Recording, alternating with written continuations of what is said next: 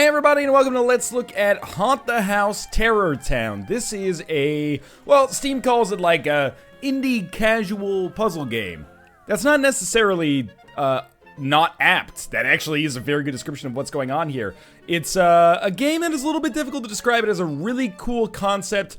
Some problems with the execution, I feel, but it's a really cute game, a really great-looking game that almost looks a little bit like Guacamelee or something from the Drinkbox team in Toronto. But a little bit, you know, iffy, at least for my personal tastes when I actually get into it. But you'll see that as we get started here. This is coming out on Steam, probably available either the day that this video goes up or the day after this video goes up. And the reason I wanted to cover this is A, gorgeous looking game, but B, the actual concept here. So I'm going to skip this. I apologize for skipping over the credit of the actual developers. And I actually am going to skip all of the tutorialization here as well, just to kind of, you know, allow me to explain what happens in the game myself. So let's exit out here and blah, blah, blah. You might already be able to understand what's going on here, but I'm going to explain it for myself to expedite the process a little bit. Essentially, you are playing as a ghost here. Now, there are many ghosts. What you do is you haunt things. So, you know, we might not be able to haunt anything in here in particular. Oh, you can play as different ghosts. All right, this is because I've already beaten the game once, and it did not take very long. But you can haunt things. You can haunt objects. Your goal is on these 4 levels, you know, 2 on the left side and 2 on the right side, is to scare everybody out of each one of these individual buildings. So there's 20 people on each individual building, as you can see up in the top left there. The meter at the bottom is related to how scared the people in the room actually are. So this is called your atmosphere meter. So let me explain what's actually going on, because it might seem a little bit convoluted to start with. We have, let's find a place with like a couple individuals. We have one individual right here. We can press the S key and move into this object and haunt it, and then each object has kind of like its own associated action. So for example here, we can move with this little fossilized trilobite here, and you can see people down there are like, what the heck's going on? This is a little eerie. And we can keep doing this for a while. It'll build some atmosphere. Then we can come over to this object and we can move this object down around a little bit. This will create a little bit more atmosphere. Those people are going to be freaked out, and that's going to make the atmosphere in the environment a little, you know, more tense. And we can move, you know, the samurai here. This would be enough to have me, you know, leaving 2-bite brownies in my pants. But these people have a little bit stronger constitution than me. So your goal is to just slowly amp up the atmosphere in these environments, and then scare people Monsters, Inc. style and get them to leave the house. Get them to leave the building, I should say. It's a super cool option for, or a concept for a game. And I really like how, you know, when you first get started, you only have these, like, basic options. You can move around. That's going to freak people out, obviously. But it doesn't build that much atmosphere, but maybe you got this, you know, polar bear here. You can get up on ice, but you can see that there's something that's unlocked when we get a little bit more atmosphere. So the more scared people get, the more options you actually have to scare them in the future. We actually have scared one person away already, but some of these are going to be tougher nuts to crack. So again, we've got our, you know, Roman centurion down here. Let's see if we can freak this lady out with this bust here. We'll just spin it around, and she'll get a little freaked out, and that'll build atmosphere. But really, if we want to build atmosphere quickly, let's find a lot of people. A lot of people right next to this T-Rex. Let's do a little bit of a tail wobble. Maybe a little bit of a dance. And you know what the game kind of reminds me of in this style is almost like a pop-up book. You know how when you were a kid, you'd get a pop-up book, and you'd like flip the page, and you'd be like, ooh, pretty pictures, and then you'd pop it up, and you'd be like, oh, the apple has like a worm that comes out of it. That's kind of what this game reminds me of, is that, you know, it's novel. When you first go into an object, you're like, oh, what can it possibly do? You know, it can rattle, it can bite, and then the animation and the graphical style is so cute that this is actually, like, not just a really derisive way of explaining it. I think it's actually the main appeal of the game is, like, seeing the different ways that you can manipulate the environment. That being said, it does become a little repetitive pretty quickly, and this is a very short game. I beat it in, I mean, it's meant to be replayed, but I'm not sure how much replayability it actually has. Yeah, that's, you know, something that you would expect would scare people. It's meant to be replayed. I'm not sure how much replayability it actually has, except to, like, beat your high score, like, scare people out of the actual rooms faster. It seems like a really cool idea for, like, a puzzle game, almost like a Remember Me memory rewind sequence where you have to, like, set things up properly and then scare people. Like, almost like a point-and-click adventure, like, get that kind of, like, flowchart set up to scare people properly. Instead, basically, you end up just kind of floating around and, you know, oh, there's an object close to somebody, let's hit the button. And then there's another object over here, let's hit the button. And you build up that meter, and It's actually, as much as I hate to say it, it can be a little tedious trying to actually scare people out of the building. We've already scared 5 people out by accident, but where it becomes the most apparent is when we end up having maybe like 5 or 6 people left. You know, we're just spamming the button here basically to build up atmosphere. When we have like 5 or 6 people left, then it becomes really problematic because we start to notice that people don't just like immediately run for the exit. A lot of them kind of like run up a ladder or something like this, and then you gotta keep scaring them even more, and then, you know, they choose not to run outside, so you gotta kind of direct them outside, and it does get a little annoying micromanaging these people over and over and over. Like, that guy isn't even scared. I fired some arrows at him.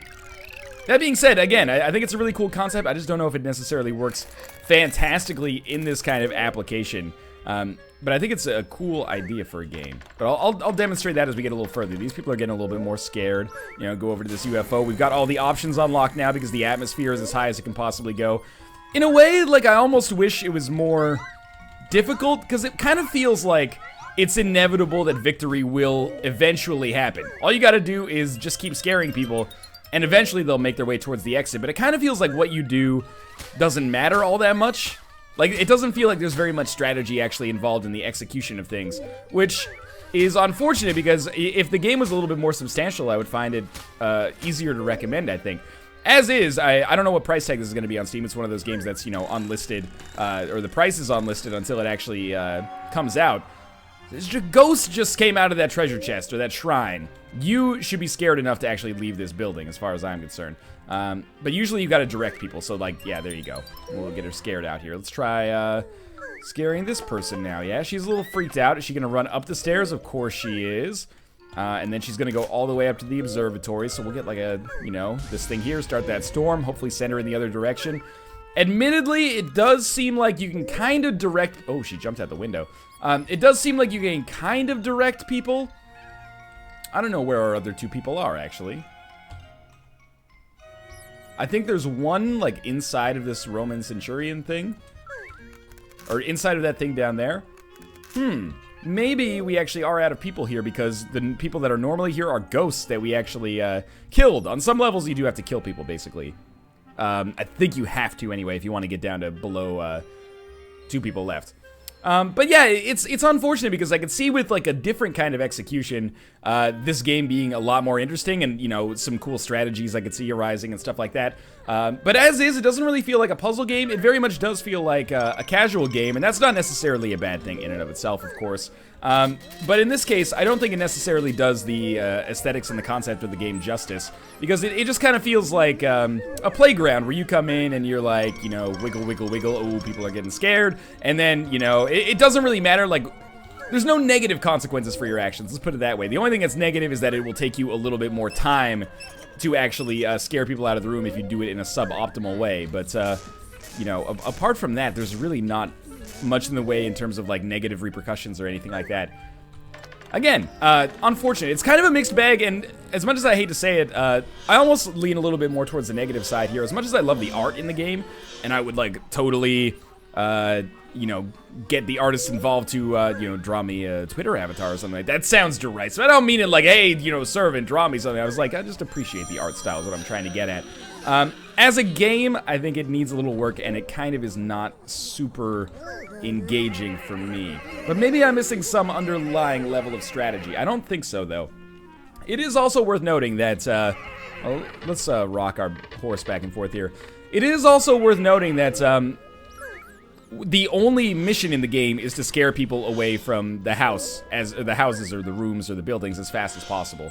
So once you actually scare 80 people away, that's it, and the game gives you your score, and let's see if we can, you know, blow this bulb and scare the shit out of people. I'd be more scared by, like, matter completely regenerating in front of my eyes, but apparently this kid is just like, this is my jam right now. He doesn't like the flicker, though.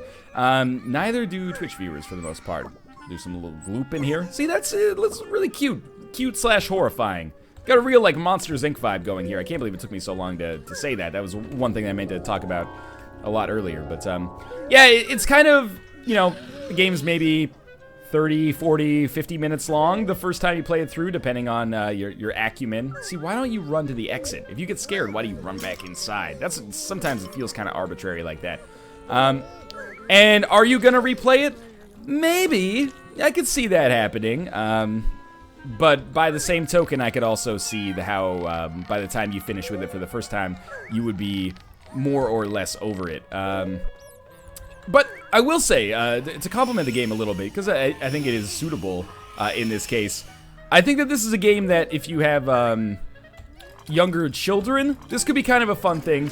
There is some cartoon violence, like you do, cause the end of some people's lives. That's gonna scare the crap out of them. And that might not necessarily jive, but it's all told in a cartoony way, and let's be honest, if you're okay with your kid playing video games, you're probably exposed to games that are a little bit more violent than this. I mean, even in Minecraft, things get super violent. I know that there's like 3-year-olds that play Minecraft, so my guess is that the cartoon violence in this would probably be okay. But anyway, I'm not a parent, so I don't know. Maybe you have different standards for that than I do. Let's do some magic here and hopefully scare the last few people away. I must be missing something, because I think that we'll probably end up with 2 people still alive in this area as well. But those are the people I think that I killed on the last run, unless I just missed them previously. What is this guy? He's just freaking out, standing still. That's not gonna help you, man. You gotta get a move on. Again. Oh, he jumped out the window there. What about if I break the glass? Can I scare you out of the building? Yeah, don't jump out the window. Again, why do you come in this general direction? Now I gotta drop Elmer's glue on top of this dog to freak you out. You never know, some people are scared of different things. So we got 6 people left. Get out of here. We should really focus probably on one individual at a time. There we go. 2 people just left. So we have 4 left, which is these 2. And that's it. So again, the dead people, I don't really know what you're supposed to do about that. But there is replayability. Maybe you have to reset your save or something like that, though. You are just gonna walk out. I guarantee it. Okay, here we go. No, you run towards the door, you dingo. Again, this is what remember when I said that it can be kind of tedious sometimes? I feel like I've scared you. You're scared. 18 other people have left the house. You're not just gonna be like, oh, actually, let me run back into the room that I got scared from. So I think like the overarching message here, not to harp on it, but just to articulate it a little bit more articulately. It's a really cool concept. I like the idea of like haunting these Come on, kid. Oh, okay. I'm gonna gloop on you a little bit. I like the idea of the concept. I like the idea of like haunting objects to scare people out of a house. The world of the dead influencing the world of the living to kind of like do its bidding. That being said, I think it kind of it comes across as a little bit thin here, but. Again, there are positive things to say. If you have younger children at home, this might be a fun game for them to play. A little bit of a light puzzle game with a little bit of like a, morbid, not necessarily Tim Burton-esque, but, like a macabre kind of aesthetic to it, or atmosphere to it. Seriously, child, I'm gonna need you to get out of this establishment as soon as possible. I'm freaking you the F out, buddy. And you can leave, and we got one more. It's, 70s John Travolta here, refuses to be scared. What if I open this shit up? You see those eyes? Yeah, send some bad. Just get out of the house. You're the only person here. What the heck are you doing at the hospital? There's no doctors? Are you the doctor? There's no patients. Go home. I'm running out of patience for you, quite frankly. Oh my god, please, if there is mercy in this world, just run out. Okay, I'm gonna zap you. There we go. Now he is absolutely terrified. And he's gonna run out. Oh, he's gonna run up and down the stairs. There we go. All right. Wonder if we can quit to the title screen here. Just want to make sure I'm not missing on any other modes or stuff like that. Oh, so press S was continue. Press A is new game. So new game is what would have given me the ability to have those more ghosts. Those more people that you would then kill and actually complete the game. So that was stupid of me, but at the same time, I don't know why you would ever want to continue a game where you're already completed it. That being said, that's okay. Just my mistake there. It's kind of a short video, but I think we've talked about basically all you need to talk about with Haunt the House Terrortown. I would probably recommend at the very least, being skeptical, being a little cautious, waiting for a sale perhaps. There are some cool ideas at work here. I don't necessarily think they manifest themselves fantastically in, an interactive format, but really gorgeous looking game, really good art.